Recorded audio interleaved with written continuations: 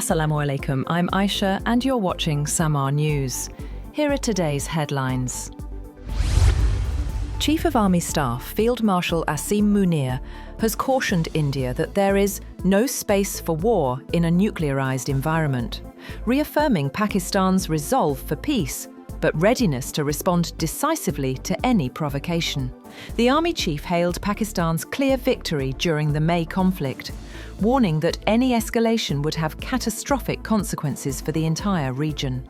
He urged India to address core disputes through international norms instead of pursuing aggression.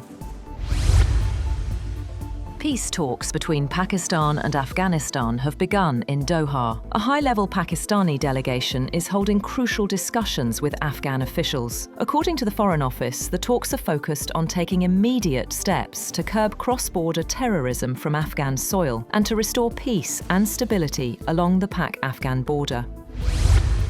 US President Donald Trump has claimed that ending the Pakistan-Afghanistan conflict will be very easy for him. He says he has stopped 8 wars during his tenure, including what he called a potential Pakistan-India war.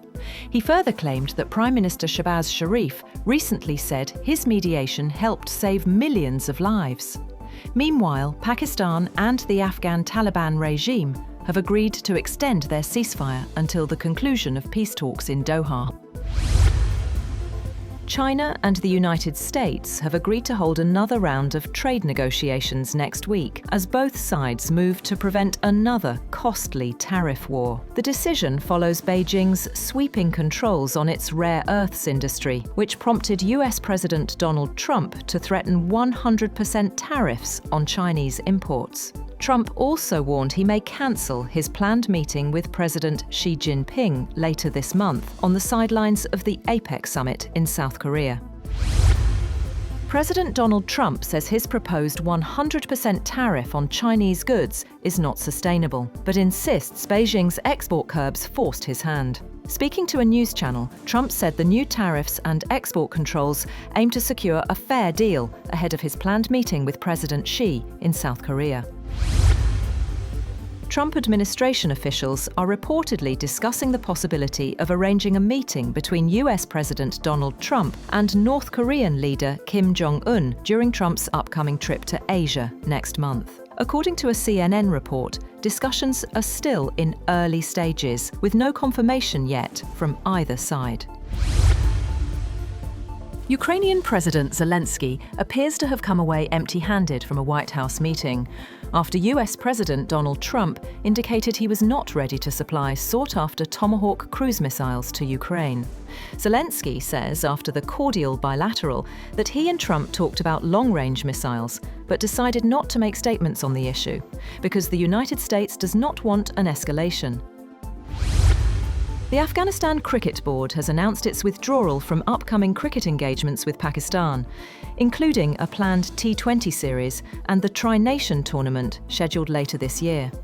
The decision comes amid heightened tensions and national mourning following the tragic deaths of Afghan players in Paktika province. The tournament was set to feature Pakistan, Sri Lanka and Afghanistan. The Kremlin says a summit between Presidents Donald Trump and Vladimir Putin could take place within the next 2 weeks, most likely in Budapest. The announcement follows the two leaders' recent agreement to hold fresh talks on ending the war in Ukraine. Kremlin officials say several diplomatic steps remain before finalizing a date, with Moscow stressing its readiness for a peaceful settlement. The Russian Defense Ministry has claimed that its forces have taken control of 3 more villages in eastern Ukraine, closer to the Russian border. The Ukrainian military noted fighting around at least 2 of the settlements, but made no acknowledgement that any of them had changed hands. A day ago, the Kharkiv regional governor said Tiki was one of a number of villages where 17 clashes had occurred near the Russian border. The global film industry continues to thrive, despite fresh tariff threats from US President Donald Trump. While Star Wars Starfighter is being filmed in Britain, studios in Hungary and Australia are also bustling with international productions. Trump has proposed a 100% tariff on films made overseas, aiming to curb what he calls the loss of American film jobs, reviving a protectionist idea he first floated in May. Britain's Prince Andrew has said that he will give up using his title of Duke of York following years of criticism about his behaviour and connections to the late US sex offender Jeffrey Epstein.